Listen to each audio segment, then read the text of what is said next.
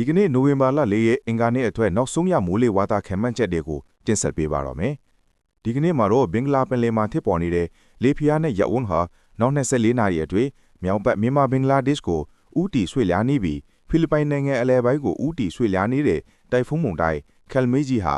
နိုဝင်ဘာ3ရက်မှာအားကောင်းလာခဲ့ခါဒီကနေ့မှာတော့တောင်တရုတ်ပင်လယ်ကိုစတင်ဝင်ရောက်မှာဖြစ်ပါတယ်။ဒီတိုင်ဖုန်းမုန်တိုင်းခယ်လ်မေဂျီဟာနိုဝင်ဘာ6ရက်မှာ